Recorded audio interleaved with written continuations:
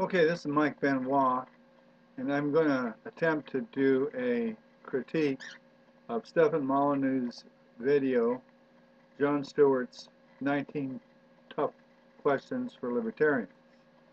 And I'll start off with, I really don't think anarchists are libertarians. So I think they should just keep to the name anarchist. But let's go off with what he has to say here. So, we have Jon Stewart's 19 questions to libertarians. I will attempt to answer them succinctly. Number one, is government the antithesis of liberty? No. That is like saying that a dragon is the antithesis of biology, or a ghost is the antithesis of a human being. Governments and dragons and hippogriffs and unicorns and ghosts do not exist. So that's an interesting comment. He just said that governments do not exist, like unicorns. Well, if that's the case, then why are anarchists calling for the end of government and chastising those that believe in government? Well, they don't exist, Stefan. So why are you calling for their end? All right, next point.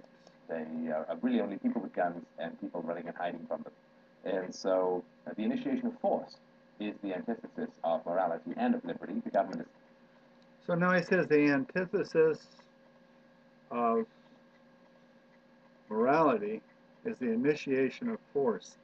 The antithesis of freedom is the initiation of force. Now, I don't know how he's going to connect the dots, but I guess most people that listen to this just accept that premise as true. Well, I consider it a false premise. The initiation of force is the antithesis of liberty? Nah.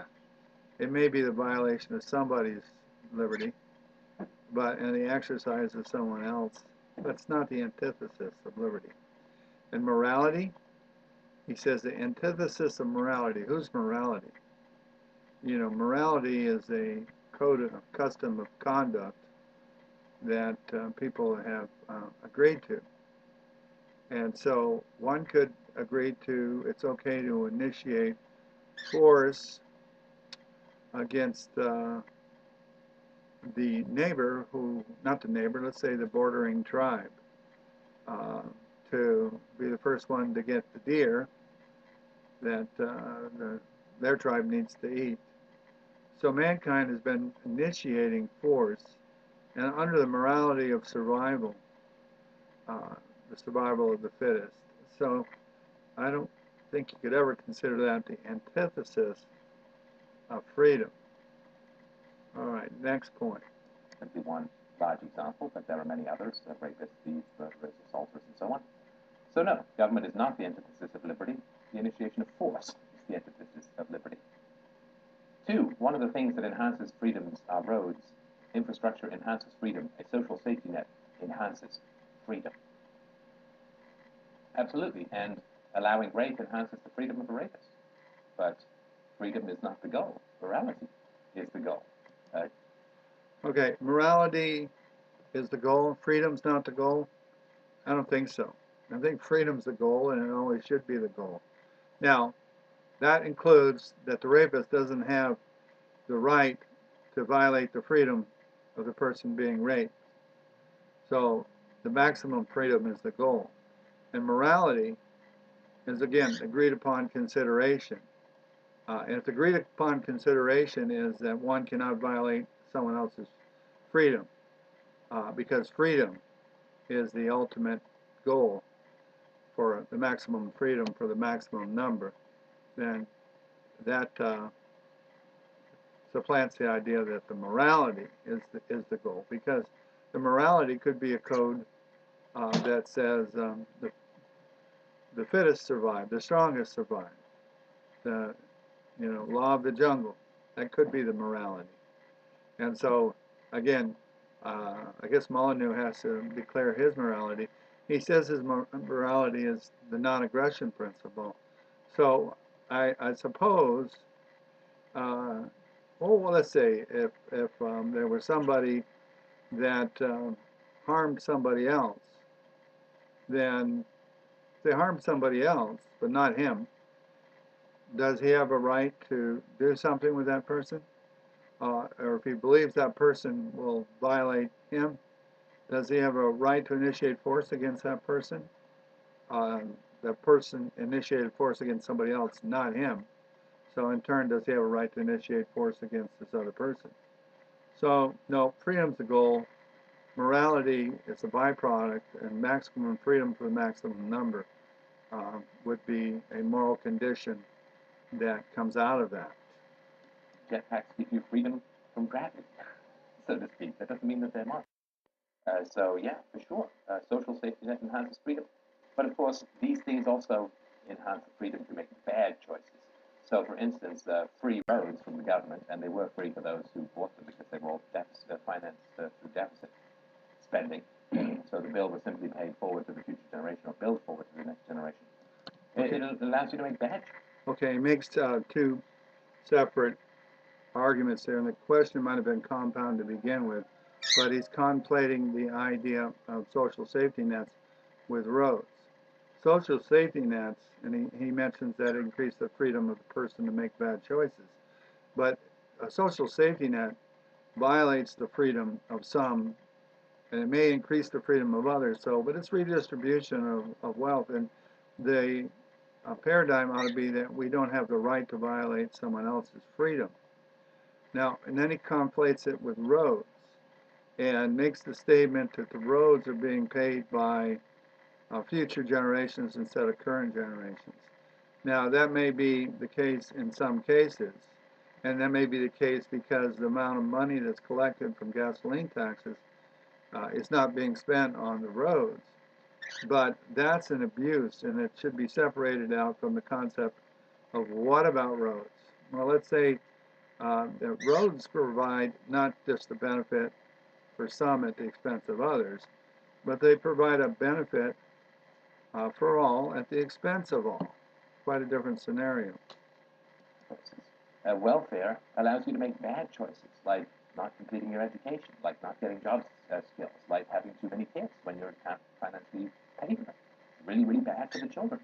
So roads allow a society to make really bad decisions, like have urban sprawl and use massive amounts of energy, as opposed to looking for alternatives. So it doesn't matter what. You know, and then to comment on that, you know, bad decisions because you have roads, you're going to have urban sprawl. You know, mostly we have urban sprawl because of zoning laws that keep people from building as they would like to, within a distance to where their work is. And so it's a bad thing that we have urban sprawl, according to Stefan Molyneux, and so people make bad decisions in regard to that. I mean, if you had urban sprawl and it wasn't due to zoning laws, how would that be a bad thing? The results are.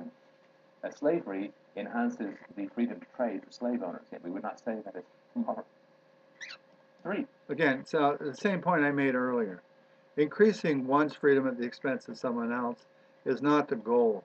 The goal is everybody's freedom. All persons created with certain inalienable rights or inalienable rights. So that's a bad example that he's using. What should we do with the losers that are picked by the free market? Well, there are two kinds of losers. I don't really like to use that phrase, but let's use it. There are two types of losers.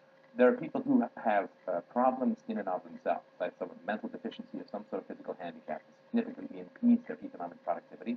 And this is a very small percentage of the population. And Americans already give hundreds of billions of dollars to charity, as is the case with most of the Western world, so there's no reason to believe that that won't continue. And so those people will be taken care of. They will have family, they will have friends, they will have charities, and all these kinds of things to take care of them. But there are other people who are losers who are not picked by the free market, but are losers as a result of their own choices, right? So they have sex without protection, get pregnant, and bingo, bango, bongo, they have a significant impediment to their future productivity. So people make mistakes. They make bad choices. People can choose to invest in only one stock, some speculative mining stock, and then they get wiped out. Well, that's the result of your own choices. Freedom is risk. Freedom is responsibility. And people who choose to take risks in order to make lots of money, and I have no problem with risk taking. I mean, it's risky for me to quit my secure career as an IT executive and entrepreneur to do this crazy stuff for a quote living. And if that had blown up in my face and I'd ended up starving to death or having to go back to my old career, well, the risks for me to take. So it's not losers that are picked by the free market is to externalize the reality of people's choices. So, do we live in a society or don't we? Okay, so on that, really no issue with that. Losers, people that have a loss because of their own actions, what should we do with that? We do what people are willing to do through, again, what he was speaking to and charity and whatnot. It's not someone's obligation to have to pay for someone's bad decisions. It's not someone else's obligation. Of course, it might be a family member's obligation, but going on. Are we a collective? Everybody's success is predicated on the hard work of all of us. Nobody gets there on their own. Why should it be that the people who lose are hung out to dry? For a group that doesn't believe in evolution, awfully Darwinian. Well, it's really a shame when people who don't understand science use scientific metaphors. I think it's Ayn Rand who observed that people call capitalism a dog-eat-dog world, but dogs don't even eat each other in nature, let alone in the free market. The free market is predicated on win-win negotiation. This is a praxeological, foundational, fundamental truth that if two people engage in voluntary trade, both of them anticipate or expect to be better off at the end of that trade, right? There's simply no way to get around that. If I have $5 and you have a pen, I give you $5 in return for the pen. You want my $5 more than you want the pen, and I want your pen more than I want my $5. So we're both better off. It is win-win. That is not the case with a lion chasing a gazelle. That is win, lose, and eat. And so Darwinian doesn't apply to the free market. If your business fails, you don't get eaten by predators. So, I mean, the idea that nobody gets there on their own, well, sure, but that doesn't mean that. It's true that somebody who succeeds has some participation. They have lenders, they have investors, they have employees, they have the people who heat their building, they have the people who make their computers. But the difference is that we voluntarily trade to gain all of these benefits. The fact that Steve Jobs is successful because I bought an iPad doesn't mean that I am somehow owed some part of Steve Jobs' fortune. No, because we voluntarily traded. His company gave me an iPad in return for the money. I wanted the iPad more than the money. They wanted my money more than the iPad. Voluntary exchange. Okay, I got to answer the phone.